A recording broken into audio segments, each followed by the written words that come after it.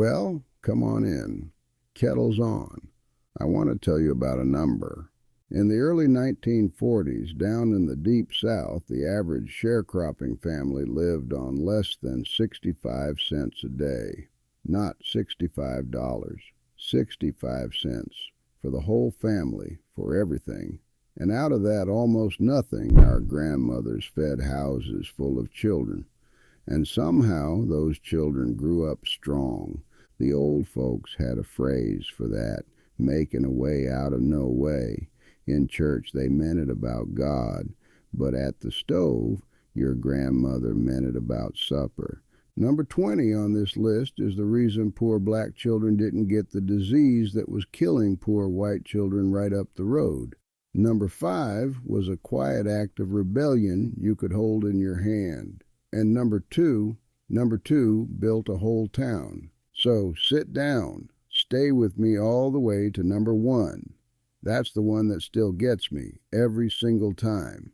And if any of these meals show up in your own memory before I even finish describing them, that's your grandmother talking to you. Tap that subscribe button so she keeps talking. Let's start at 25. Before there was a stove in the house, there was fire and cornmeal. And that was enough.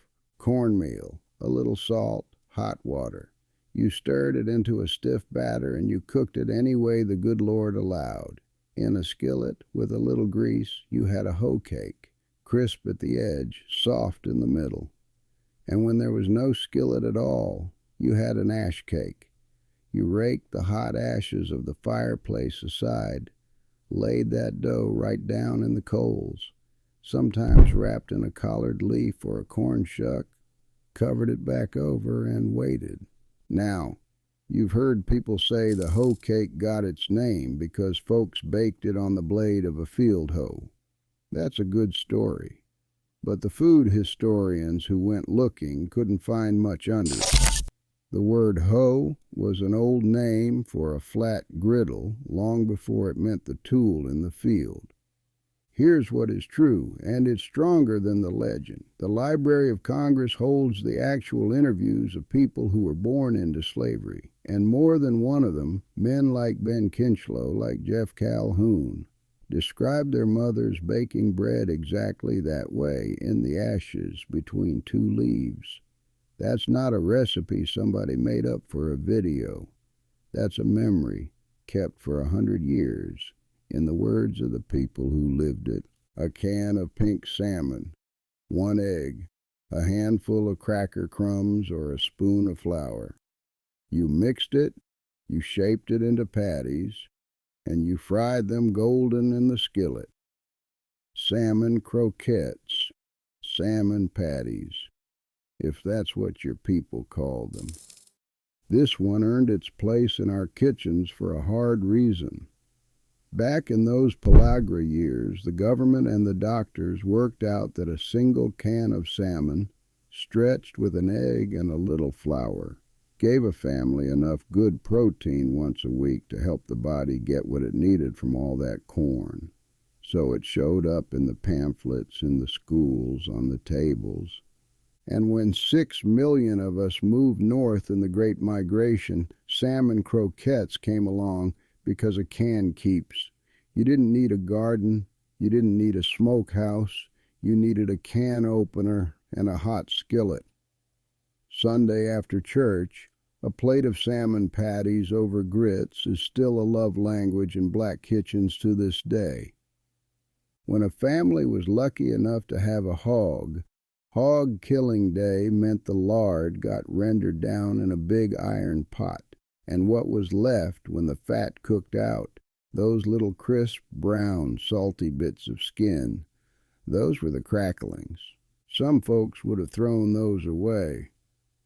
Our grandmothers folded them right into the cornbread batter.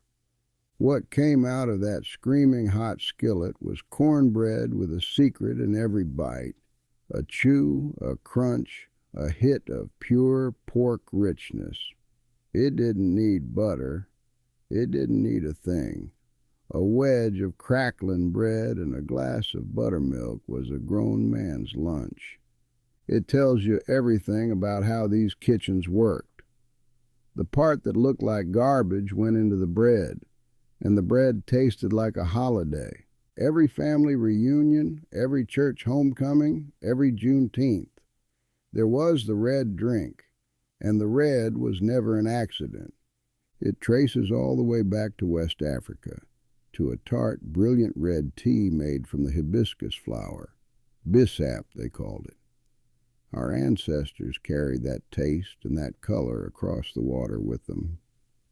In America, it became the red drink, sometimes hibiscus, sometimes berries, sometimes whatever turned it that deep, vivid red. And the color carried meaning. The food historian Michael Twitty connects it to the old traditions, where red stood for the blood, the sacrifice, the resilience of the people who endured. So when freedom finally reached Texas on that first Juneteenth, and in every celebration after, the red drink was on the table on purpose. It was joy you could see from across the yard. It was remembrance you could pour over ice. We've been toasting our survival in red for longer than this country's been free. When the greens were done cooking, there was a dark, smoky liquid left in the bottom of that pot. Some people called it the cooking water and poured it down the drain. Our grandmothers knew better. That was the pot liquor, and it was the most valuable thing in the kitchen. All those hours of slow simmering pulled the iron and the vitamins right out of the greens and into the broth. So you tore off a piece of cornbread, you dunked it down in that pot liquor till it fell apart, and you ate it with a spoon. That was a meal. Sometimes that was the meal. This isn't just family lore either. Back in 1931, two grown men argued about pot liquor in the newspapers for weeks. A big city editor against the governor of Louisiana, over whether you should crumble your cornbread into it or dunk it. The whole country followed along. The governor felt so strongly he later read his pot liquor recipe into the official record of the United States Senate. A poor folks' broth, argued over by the powerful, written into the law books of the nation. Our grandmothers would have laughed. They'd been right the whole time. Collards, turnip greens, mustard greens, a big mess of them, washed leaf by leaf, torn off the stem, and dropped in a pot with one cheap smoked ham hock to carry the whole thing. Now, in the cold open, I told you one dish on this list saved black children from a disease. This is that dish. In those years, there was a sickness called pellagra tearing through the poor South, and the CDC counts something like 3 million cases and 100,000 deaths across the early 1900s. A government doctor named Joseph Goldberger proved it wasn't a germ, it was the food. Poor families living on nothing but white flour, fatback, and molasses, the old 3 M's, were starving for a vitamin they didn't know existed. But here's the turn. The black families eating their greens and drinking that pot liquor and putting away their beans and sweet potatoes. They were getting that very nutrition the white flour diet was missing. The doctors didn't figure it out until 1937. Our grandmothers had the answer growing in the garden the whole time. They didn't have the science, they had the wisdom, and the wisdom kept their children alive. A pot of dried beans, pintos or navy beans, soaked overnight, and one small piece of salt-cured pork. That's the whole supper. The pork might be fatback, or it might be what folks called streak-a-lean, a slab of cured pork belly with just a thin ribbon of meat running through the fat, cheaper than bacon, and you didn't need much. A piece the size of your fist would flavor a pot of beans big enough to feed everybody, and have some left for tomorrow, because that was the math of a tight week. The cheapest thing in the store was a bag of dried beans. The cheapest meat was the salt pork. Put them together and a few pennies became a hot, filling supper that stuck with a working man until morning. Crumble some cornbread in, slice a raw onion on the side, and nobody at that table felt poor. They felt fed. Neck bones. The cut the butcher could barely give away because there's hardly any meat on them. White households didn't want them, so they sold cheap in the black neighborhood by the pound. And your grandmother, with one heavy pot and about 4 hours of patience, turned 2 pounds of those bones into supper for the whole house. You browned them first. That's the secret. Then water, onion, garlic, salt, pepper, and you let it go until the little bit of meat surrendered off the bone and the broth turned thick and dark. Then you cooked your rice right in that liquid, so every grain tasted like the pork. The food historian Adrian Miller put it plain. The whole genius of this cooking, he says, was using the cast-off parts, the hocks, the oxtails, the ears, the necks, because our culture was built on using every part of the animal. The meat was almost nothing. But the broth was everything. You knew if your grandmother was cooking pig feet before you ever got through the front door. That smell announced itself. A pig's foot cost next to nothing because the rest of America had decided it was trash, but simmered low and slow for hours with onion, vinegar, salt, and red pepper. All that skin and cartilage broke down and gave up its collagen, and the broth turned thick and rich and stuck to your ribs and did not let go. For families surviving on the smallest wages in America, pig feet were one of the few meats you could afford to eat regular. In black neighborhoods from Memphis to New Orleans, you'd see them in big glass jars right on the counter of the corner store. The part of the animal that was meant to be thrown out became the part that fed you on a Saturday. That wasn't poverty, that was alchemy. Let's stop the count for a minute because you've heard me say it 3 times now, the part nobody wanted. And I want you to understand why that part kept landing on our grandmothers' tables. When a hog was killed, the people who owned the land took the hams, the chops, the loin, the good cuts, the high cuts, and the people who did the killing and the cleaning and the cooking, they were handed what was left. The feet, the intestines, the head, the tail, the ears. Now, somewhere along the way, that hierarchy got turned into a little saying, high on the hog, and folks will tell you that phrase goes all the way back to slavery. The truth is, that exact phrase only shows up in print in the 1900s. So don't let anybody sell you the slang as ancient history. But the reality underneath it, that's as real as it gets. Our ancestors were given the parts that were supposed to be waste.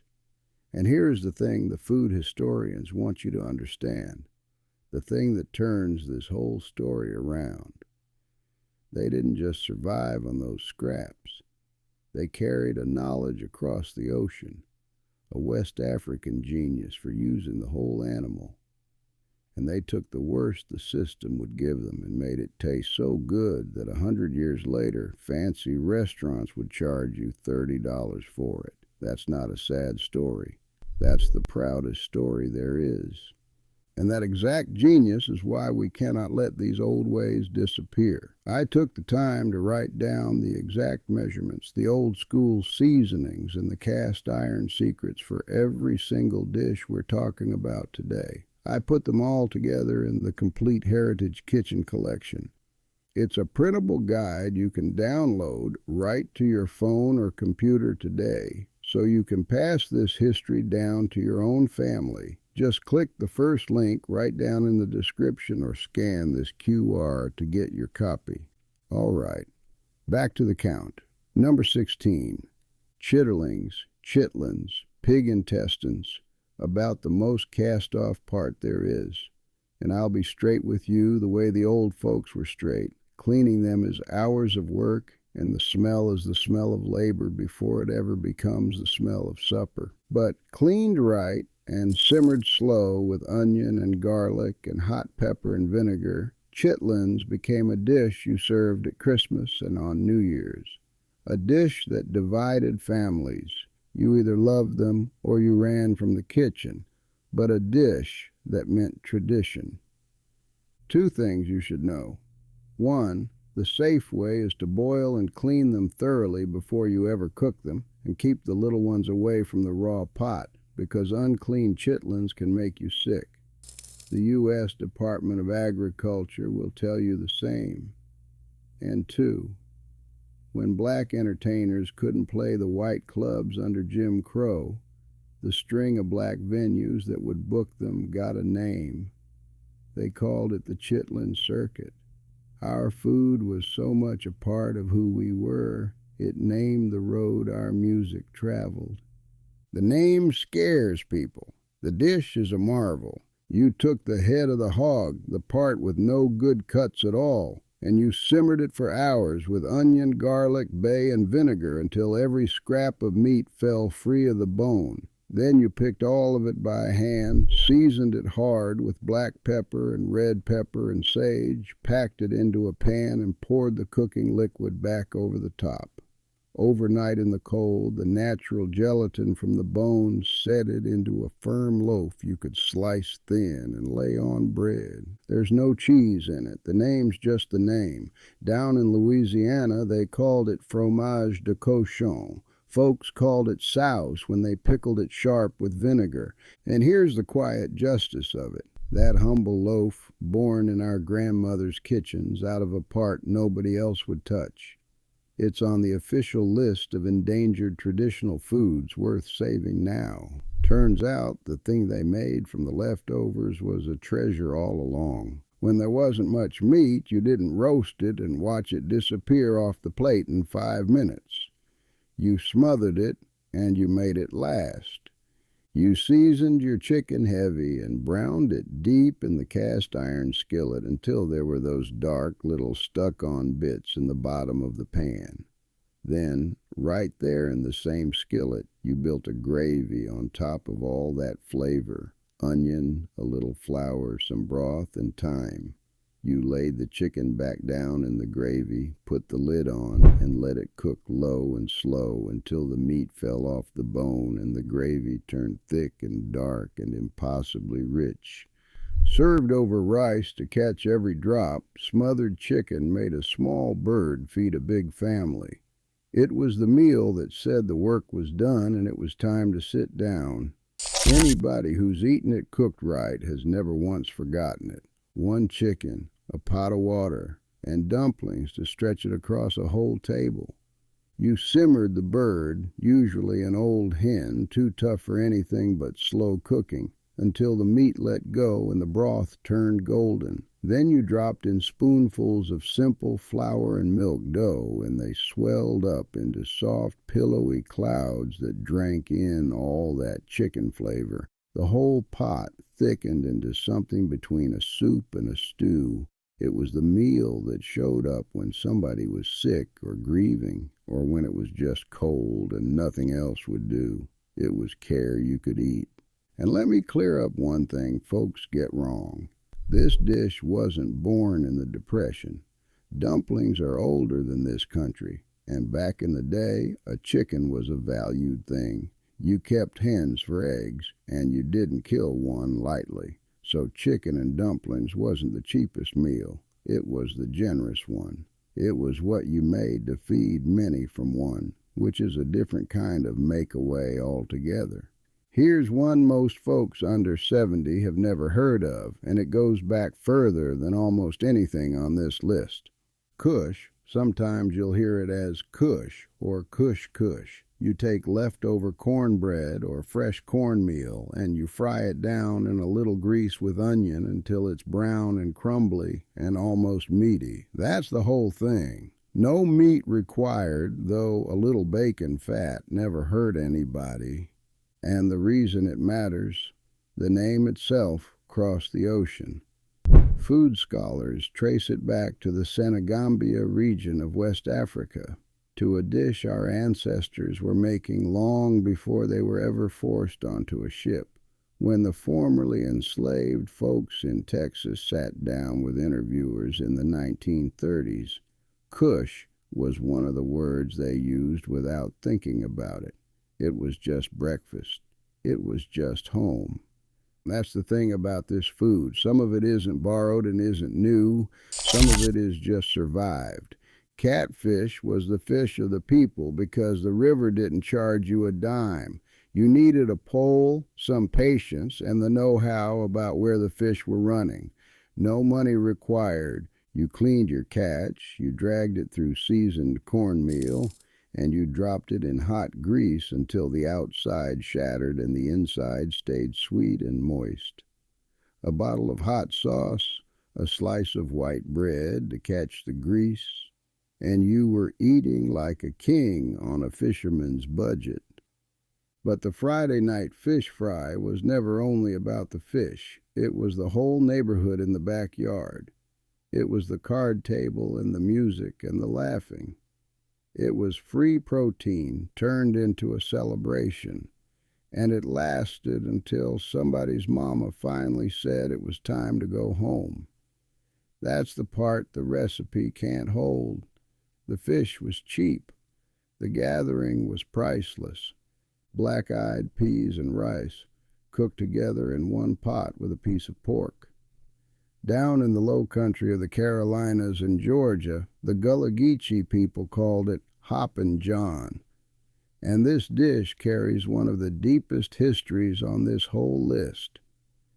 The food historian Jessica B. Harris traces it straight back across the Atlantic to the rice and bean dishes of West Africa, and there's a hard truth folded into that rice. West Africans from the Rice Coast were enslaved and brought to Carolina specifically because they already knew how to grow it. They built the rice fortunes of the Low Country with knowledge that was theirs, and then they fed themselves with the cheapest version of that very same grain. Now, the old recipe used a little field pea called the Sea Island red pea. But when our people moved north and couldn't find it, they reached for the black-eyed pea instead. And that's the version most of us know now. You eat it on New Year's Day for luck and for money in the year to come. Peas for coins, greens for dollars, a wish for plenty, cooked by people who'd known what it was to have none. Stop the count with me again, because so far I've kept saying down south. And there's a reason this food didn't stay down south. The National Archives will tell you that between about 1916 and 1970, roughly 6 million black Americans packed up and left the South. 6 million. One of the largest movements of people in the history of this country. They left Jim Crow. They left the sharecropping trap. And they got off the train in Chicago, in Detroit, and Philadelphia, and the food was wrong. The cornmeal up north was stripped of its flavor. The pork came wrapped in plastic. The prices were higher than anything back home. There was no garden out back, so our grandmothers adapted. They hunted down the right cuts in strange butcher shops. They grew collards in a window box. And they carried these recipes 800 miles in their heads, because not one of them was written down. Every single dish on this list that survived the migration survived because somebody refused to let it die, because giving up the food meant giving up the last thread tied to the kitchen their mother kept. And I'll tell you what those 6 million people decided, without ever saying it out loud. Home was not a place. Home was a pot on the stove. All right, number 9. A creamy, nutty soup made from ground peanuts, onion, and a little broth. Filling, cheap, and rich with protein when there was no meat to be had. And this one is West Africa, straight up. Over there it's ground nut stew, mafe. The peanut traveled from South America to Africa and then came back across the ocean with our enslaved ancestors who called it the goober, from an African word, nguba. The knowledge came in the same ships the people came in. You've heard the name George Washington Carver. Down at the Tuskegee Institute in Alabama, that brilliant man published a whole bulletin on the peanut and over 100 ways to prepare it, including the soups, teaching poor farmers how to feed themselves and heal their soil at the same time. A free man born into slavery, turning the humblest little legume into a lifeline. That's peanut soup. There's a continent in that bowl. Okra simmered down with tomatoes and onion until it's silky and thick. A summer garden supper over rice, made when the patch was full and the wallet was empty. The okra itself is the story. It is an African plant carried here in the trade, and the proof is right in the words we use. The food scholars will tell you okra comes from the Igbo word okuru, and that other great pot it thickens, gumbo. That name comes from a Bantu word, kingumbo, that means okra. The dish is named, in an African tongue, after the African vegetable at the heart of it. Our grandmothers used okra the smart way. Its own natural thickening meant you didn't need cream, didn't need expensive flour, didn't need a thing but the vegetable doing what God made it to do. The slick that some folks turn their nose up at, that was the whole point. That was supper holding itself together. Before the sweet potato pie, there was the pone. You grated the sweet potatoes raw, and that took time and knuckle skin. Then mixed them with molasses or cane syrup, a little spice, a little fat, and baked it slow and low until the top went dark and caramelized, and the inside stayed dense and sticky and sweet. The sweet potato was a survival crop, plain and simple. It was one of the few things our enslaved ancestors were allowed to grow in their own little garden plots, and it became the New World stand-in for the African yam they remembered. It stored for months. It fed you through the winter. And here's a small, beautiful detail the historians like Adrian Miller point out. The sweetening of it, the sugar and the syrup, that idea came from European cooking. So that pone, and the pie it became, is a true meeting of two worlds on one plate.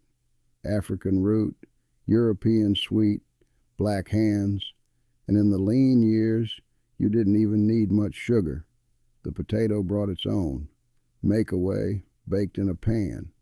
Now I have to slow all the way down for this one, because this is the dish that was free, and the dish that could kill you if you didn't know what your grandmother knew. In the early spring, when the winter stores were gone and the garden hadn't come in yet, a wild green called pokeweed, poke salad, came up along the ditches and the fence rows for nothing. You didn't need land. You didn't need permission. It grew everywhere. But listen to me. Raw pokeweed is poison. The roots, the berries, the mature leaves, toxic. The only safe part is the young shoot. And even that you have to boil and drain. Boil in fresh water and drain 2 or 3 times until the water runs clean before you ever fry it down with a little grease and onion and eat it. Our grandmothers knew that triple boil in their bones, and they taught it hand to hand. When that knowledge stopped getting passed down, the dish got too dangerous to make.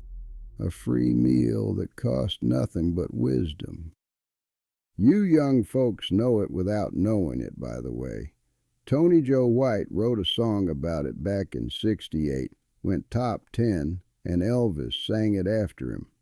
Poke Salad Annie. That was this. A poor folks' survival green turned into a hit record. A custard pie, smooth, warm, and spiced like sweet potato, but made from the humble navy bean. And in the cold open, I told you, number 5 was an act of rebellion you could hold in your hand. Here it is. Back in the day, the Nation of Islam under Elijah Muhammad taught its followers to turn away from what he called the slave diet. The pork, the cornbread, the very foods on much of this list, and his book pointed to the little navy bean as the one approved. Out of that teaching came the bean pie, and by the 1960s you knew the picture. Sharp-dressed men in bow ties on the street corners of Harlem and Chicago and Detroit selling bean pies alongside the newspaper. That pie was never just dessert. It was an argument, baked in a crust. It said, "Black people will choose what we put in our bodies. We will not just eat whatever is handed to us." For a people whose whole history had been about other folks deciding what they got to eat, choosing your own food was a taste of freedom, and it was sweet. Before I give you the last four, somebody's got to say this part out loud. In the 1980s and 90s, this food got discovered.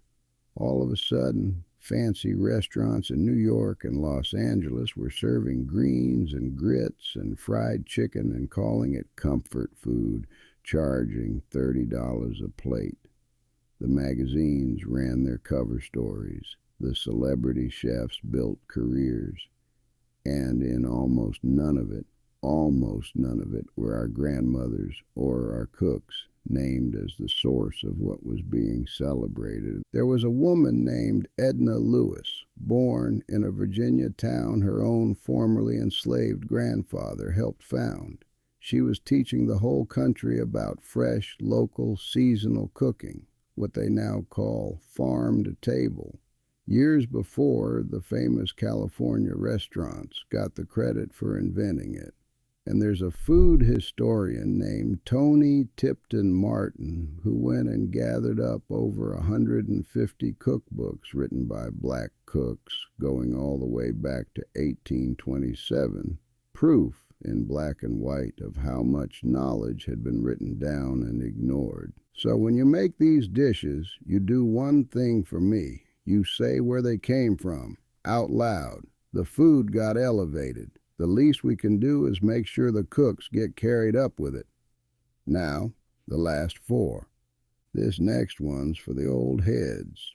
You take a piece of cold cornbread, you crumble it down into a tall glass, and you pour cold buttermilk over the top and eat it with a spoon. Supper and dessert at the same time for the price of almost nothing. Before there was buttermilk in a carton, there was clabber. That's raw milk left out in a warm kitchen until it soured and thickened on its own. Our grandmothers used that tang to make their biscuits and cornbread rise back before everybody had baking powder on the shelf. But let me put my hand on your shoulder for a second because this is important. Clabber only worked with the raw, fresh milk they had then, and even then it could carry sickness. The milk you buy today is pasteurized, and it doesn't sour sweet like that. It just spoils. So enjoy the memory. Use the buttermilk from the store. Don't try to clabber a jug from the grocery and feed it to your grandbabies. Times changed, and on this one, they changed for the better. The tail of the cow. Once upon a time, it was a throwaway, handed to black families because nobody else had any use for it, and our grandmothers braised it for hours, low and slow, until all that connective tissue melted down into a gravy so rich and glossy it coated the back of a spoon, and the meat fell off the bone, soft as butter. It was a poor cut that ate like the most expensive thing on the table. Now here's the twist, and it'll make you laugh and shake your head at the same time. The U.S. government's own numbers show oxtail going from about $6 a pound back in 2015 to over $14 a pound by 2024. The cut they used to give away now costs more than steak. Our grandmothers knew what they had the whole time. The rest of the world just finally caught up and started charging us for it. You knew it was coming, but you do not know the whole story. Remember, in the cold open I told you number 2 built a town. This is the truth of it. There's a little place called Gordonsville, Virginia, After the Civil War, the train stopped there, and black women would walk right up to the railroad cars with platters balanced high and sell fried chicken and hot biscuits through the windows to the passengers. They called them the waiter carriers. And they did so much business for so many years that the town came to call itself the fried chicken capital of the world. Think about what that was. In a country that gave black women almost nothing, frying chicken was an income. It was independence. It was money in your own apron, earned with your own hands. The scholar Psyche Williams Forson wrote a whole book on it, and she quotes one of those women plain as day. She said, "My mother paid for this place with chicken legs." That's number two, not just a Sunday favorite, a skillet that bought houses, a piece of fried chicken that for generations of black women was the closest thing to freedom the world would let them hold. And here, at number one, is the one that isn't really about the food at all. All week long, your grandmother saved the drippings, the little bit of grease left in the skillet from whatever the family had cooked, in a can on the back of the stove. And on Sunday morning, before the sun was even up, she took those drippings and a spoon of flour and a little water or milk, and she stretched them into a gravy. Black pepper till the pepper was the whole point, poured over biscuits she'd had in that cast iron skillet since before first light. It was different every single week because the drippings were different every week, and it was made from almost nothing, the very last of the very last. But it wasn't a poverty meal. It was a ritual. It said, whatever this week did to us out there, in here, this table will be set, this food will be made, and these people will be fed. That's the whole list. Not really 25 recipes, 25 ways of saying one thing, that our grandmothers took the least this world had to offer, and they made the most, and they made it taste like love, dignity in a cast iron skillet, a way, made out of no way, one Sunday morning at a time. So here's what I'm asking you to do this week. Just one. Pick one off this list. The neck bones and rice, the pot liquor and cornbread, the smothered chicken, and make it. Then don't eat it standing at the counter. Sit down, set a place, eat it slow. Because these meals were never only about being poor. They were about refusing to disappear. And if you've still got a grandmother, or an auntie, or an old neighbor who remembers any of these, you call them before you cook it, not after. Ask them how, because the living recipe is always better than the written one, and that window is smaller than any of us wants to believe. Tell me down in the comments which one your family made, and what they called it, because I promise your grandmother had her own name for it. These aren't lost recipes. They're waiting recipes, waiting on you to remember they were worth making. I'm Walter. The kettle's always on. Cook it once, write it down, pass it on.